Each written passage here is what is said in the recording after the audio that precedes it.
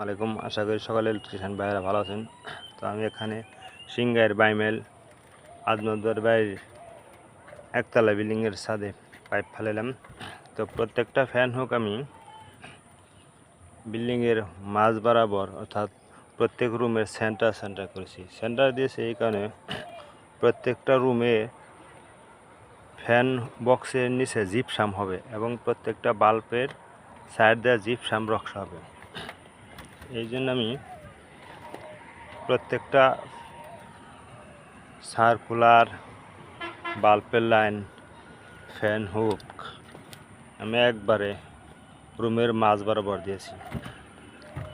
চারটা আপনার main room, চারটা মেন রুমে চারটা আমি ফ্যান হুক দিয়েছি একবারে মাঝ বরাবর জিপসাম হবে এই কারণে। এবং যে শর্ট ব্যান্ড যেহেতু কনসিল ছাদ, এই জন্য আমি শর্ট ব্যান্ড ব্যবহার করেছি।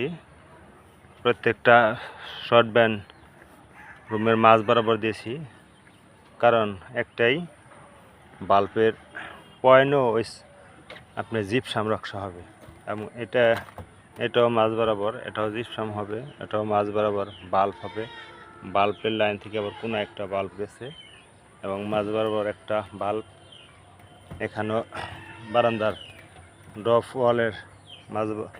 ওয়ালের মাঝখানে বাল্ব এবং বারান্দার মাঝ বরাবর বাল্ব গেছে জিপসাম হওয়ার কারণে।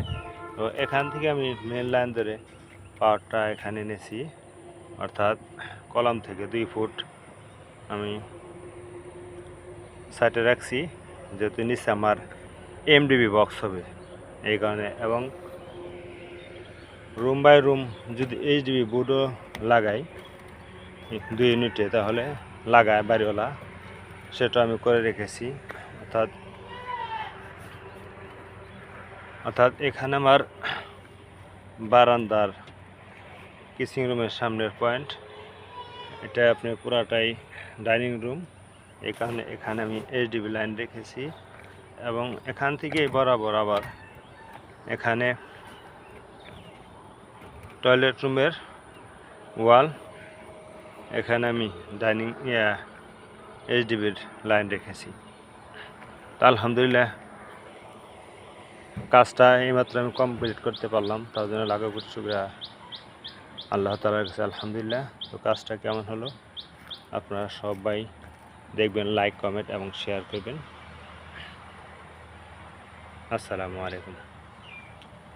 এবং এটার সামনে কোম্পানিদের ইট খোলার বিশাল বড় পুকুর, সংলগ্ন বিল্ডিংটা হলো ঠান্ডা আবহাওয়া এবং বাতাস থাকবে সবসময় বিল্ডিংটা ঘোরার জায়গা।